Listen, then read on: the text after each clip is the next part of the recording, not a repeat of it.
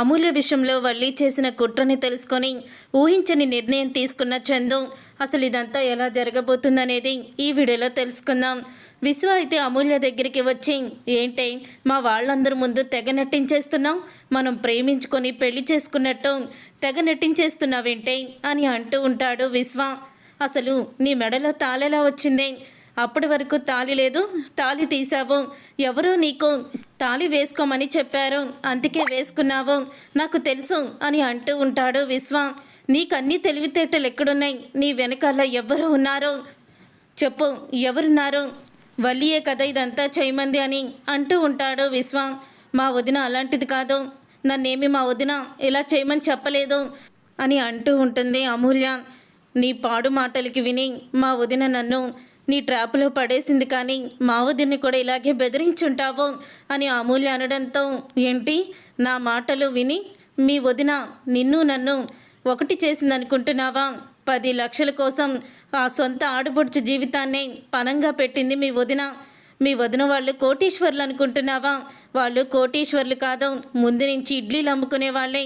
మీ నాన్నని మోసం చేసి, మీ అన్నయ్యని మోసం చేసి ఆ ఇంట్లోకి కోడలుగా అడుగు పెట్టింది వల్లి. తనేమీ చదువుకోలేదు, వాళ్ళు ఆస్తి పరులు కూడా కాదు, మీ నాన్నని మోసం చేసిన వాళ్ళే అని వల్లి గురించి నిజాల్ని బయట పెడతాడు విశ్వ. అది విని ఒక్కసారి షాక్ అయిపోతూ ఉంటుంది అమూల్య. అయితే ఇక విశ్వ చెప్పిన నిజాలు అసలు నిజమో కాదో అని తెలుసుకోవడానికి వల్లికైతే ఫోన్ చేస్తుంది అమూల్య. ఇక వల్లికి ఫోన్ చేస్తూ ఉంటే వల్లి అయితే వంటగదిలో ఉంటుంది, తన ఫోన్ అయితే బెడ్రూమ్లో ఉంటుంది. అప్పుడే ఇంకా చందు అయితే ఫోన్ని చూస్తాడు.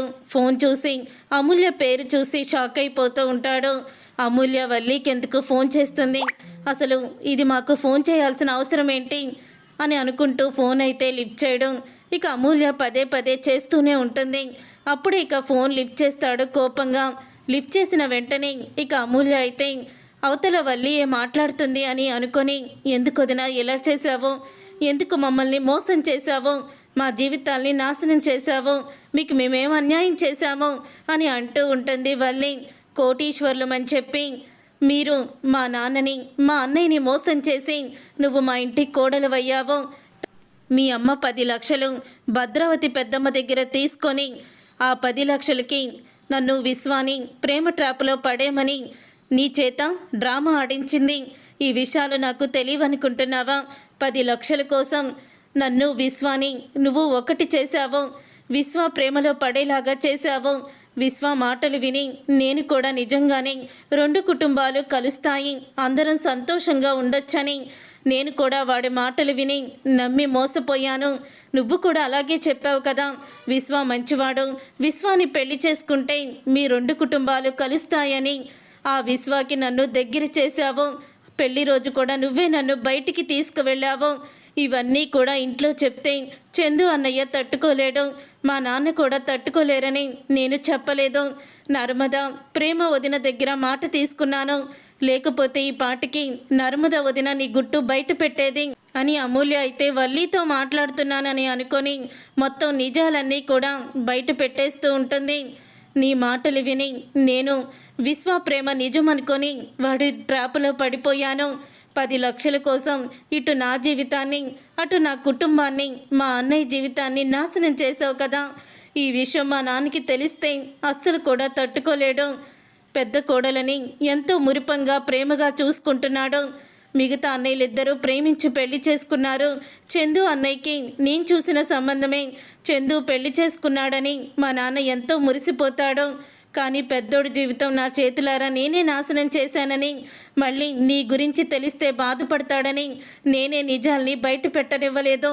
ఈ ఇంట్లో నేను నరకం చూస్తున్నాను, నా కుటుంబానికి దూరం అయ్యాను, నువ్వు మాత్రం సంతోషంగా ఉండు అని అమూల్య అయితే ఫోన్ పెట్టేస్తుంది. అది విని కోపంతో రగిలిపోతూ ఉంటాడు చందు. అయితే కోపంతో రగిలిపోతూ, అంటే అమూల్య కావాలని విశ్వాని ప్రేమించలేదు, వల్లి చెప్తేనే విశ్వాని అమూల్య ప్రేమించిందా అని షాక్ అయిపోతూ ఉంటాడు. అప్పుడే వల్లి అయితే ఇక లోపలికి వస్తుంది. లోపలికి వచ్చిన వల్లిని చూసి కోపంతో రగిలిపోతూ ఉంటాడు. కోపంతో రగిలిపోతూ అప్పుడే ఇక రాబా భోజనం చేతూ కానీ వంట అయిపోయింది అని అంటూ ఉంటుంది. వల్లి ఇక తలుపులు వేసి వల్లి చంప పగలగొడతాడు. చందు అయితే ఇక వల్లి చంప పగలగొట్టేసరికి వల్లి షాక్ అయిపోతూ, ఏంటి బా నేనేం చేశాను, నన్నెందుకు కొట్టావు అని అడుగుతూ ఉంటుంది. ఏం చేశావా, నా చెల్లెలి జీవితాన్ని నాశనం చేశావు, నా కుటుంబాన్ని సర్వనాశనం చేసావు కదే అని అంటూ ఉంటాడు చందు. ఒక్కసారే వల్లి షాక్ అయిపోతూ, అమూల్య జీవితాన్ని నేను నాశనం చేయడం ఏంటి, అమూల్య వాణ్ణి ప్రేమించింది, పెళ్లి చేసుకుని వెళ్ళిపోయింది, దాంట్లో నా తప్పేముంది అని అంటూ ఉంటుంది వల్లి. అమూల్యే ఫోన్ చేసింది, అది కూడా నీ ఫోన్కే, నీతో మాట్లాడుతున్నానని అనుకుంటూనే మొత్తం నిజాలన్నీ బయట పెట్టింది. విశ్వాని నువ్వు ప్రేమించమన్నావు దగ్గర నుంచి తనని బయటికి తీసుకువెళ్ళి విశ్వాగాడికి అప్పచెప్పే వరకు మొత్తం కూడా చెప్పింది అని అంటూ ఉంటాడు చందు. ఆ మాట విని షాక్ అయిపోతూ ఉంటుంది వల్లి. అయితే కోటీశ్వర్లం అని చెప్పి మా నాన్నని నమ్మించి నా చేతే పెళ్లి ఖర్చులు పెట్టించి ఆ 10 లక్షలు నేను గట్టిగా అడుగుతున్నానని భద్రావతి దగ్గర 10 లక్షలు తీసుకొని నా చెల్లెలి జీవితాన్నే నాశనం చేశావా అని చంప పగలగొడతాడు. అప్పుడే ఇక వల్లి అయితే చందు కాళ్ళు పట్టుకుంటుంది. బా నన్ను క్షమించు బా, నాకు ఆ పరిస్థితిలో ఏం చెయ్యాలో తోచలేదు బా అని అంటూ ఉంటుంది. ఇక వల్లి, నీ వల్ల నా కుటుంబం ఎంత నలిగిపోయిందే, నా చెల్లెలు ఆ ఇంట్లో నరకం అనుభవిస్తుంది కదే, కానీ నువ్వు ఏమీ తెలియనట్టు నంగనాచిలాగా ఏం నటిస్తున్నావో, మీ అమ్మ మీ నాన్న ఎంత నటిస్తున్నారు అని అంటూ ఉంటాడు చందు.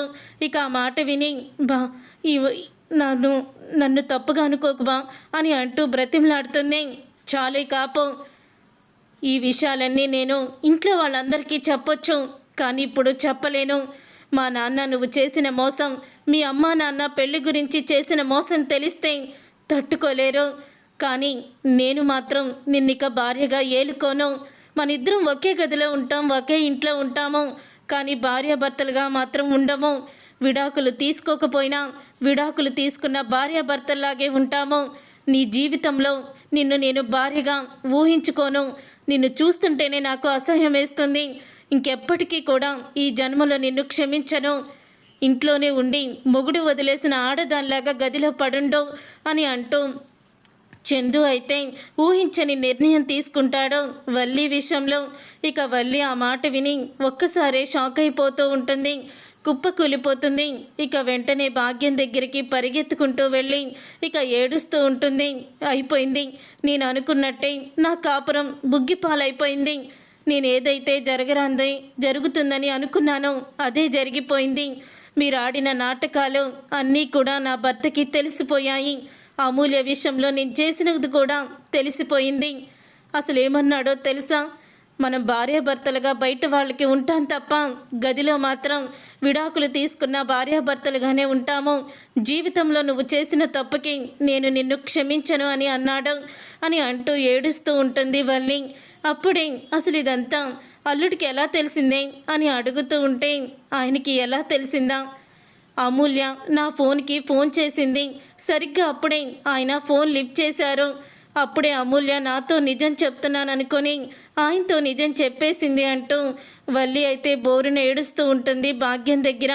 చూసారుగా ఫ్రెండ్స్, రాబోయే కథలో ఖచ్చితంగా ఇలాగే జరగబోతుంది. మరి ఇలాగే జరగాలని మీరైతే కోరుకుంటున్నారా?